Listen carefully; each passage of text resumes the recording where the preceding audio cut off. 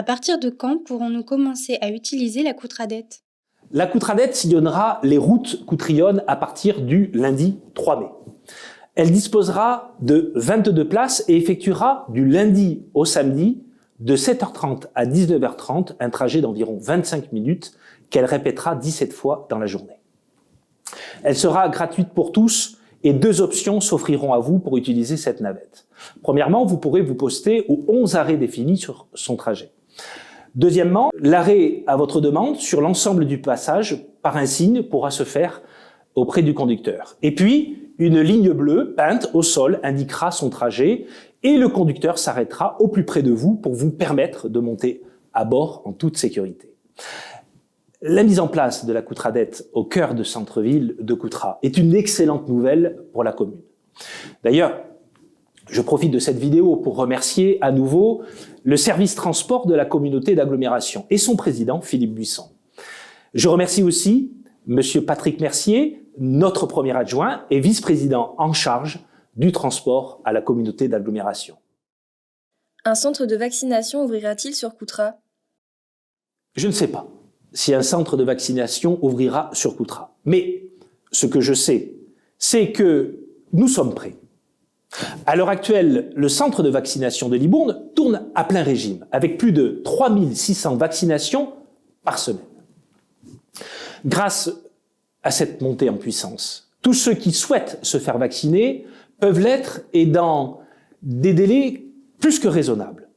Sur la commune, nous disposons également de médecins et de pharmaciens qui vaccinent.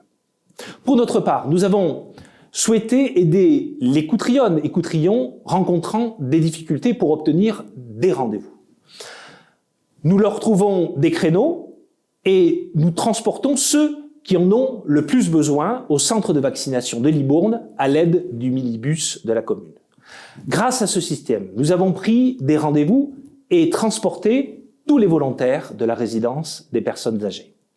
Nous avons également une liste d'attente d'environ une centaine de personnes que nous avons transmis au centre de Libourne.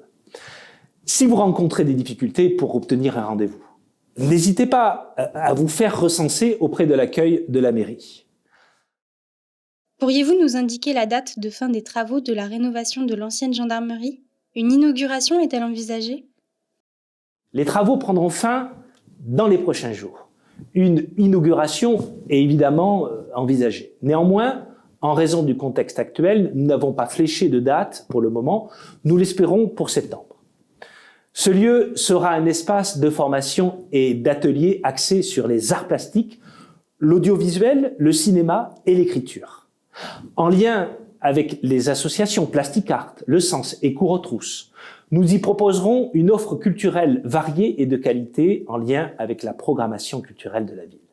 L'objectif sera de rendre l'accès à la culture pour tous afin de dynamiser le lien social et intergénérationnel. Nous avons également souhaité nous mettre à la recherche d'un parrain pour ce lieu. Je vous annonce donc en exclusivité que c'est François Cluzet qui en sera le parrain. Connu notamment pour avoir joué dans le succès planétaire Intouchable ou encore dans Les Petits Mouchoirs. Nous sommes ravis qu'il ait accepté notre proposition. Nous avons même de fortes chances qu'il soit présent pour l'inauguration de l'espace artistique François Cluzet. Quelles sont les raisons qui vous ont amené à augmenter la taxe foncière de 9%? Mais rappelez-vous, en 2018, l'État a annoncé procéder à la suppression de la taxe d'habitation en assurant que les communes recevraient une compensation à l'euro près. Il s'avère que ce n'est pas le cas puisque 100 000 euros sont d'ores et déjà définitivement perdus par la commune. S'ajoute à cela la pénalité SRU que nous subissons injustement à hauteur de 90 000 euros. Pour compenser cette perte, une augmentation de 5% de la taxe foncière était déjà nécessaire. La décision politique que nous avons prise et que nous assumons pleinement est d'augmenter ce taux de 9%. Plusieurs raisons nous ont amenés à prendre cette décision. Il est naturellement inacceptable d'envisager la dégradation de nos services publics. Certains doivent même être renforcés. Je pense notamment à la voirie, à la propreté ou encore à la sécurité.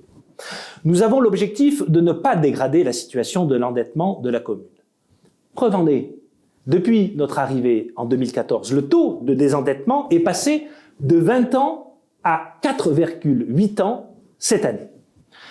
Concrètement, voici les conséquences pour les propriétaires Coutrillon.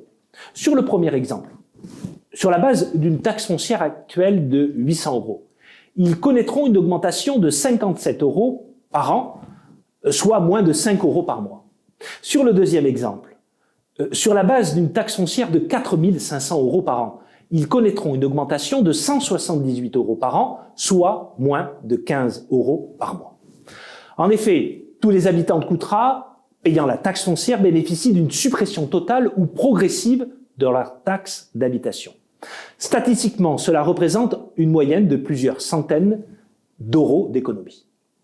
Enfin, nous avons de grands et beaux projets pour la commune. Je pense à la rénovation du marché couvert, à la rénovation du Sully, à l'implantation d'un complexe de cinéma, à l'espace artistique François Cluzet, à l'organisation d'un spectacle annuel, à la création d'un nouveau gymnase, à la couverture de la piscine municipale, à la rivière de contournement, le projet de développement aussi du lac des Noves, la réhabilitation du quartier de la Gare, la navette, la rénovation de l'église, et puis le programme OPHRU, Opération de revitalisation urbaine, avec des subventions accordées aux propriétaires pour la rénovation de leurs façades.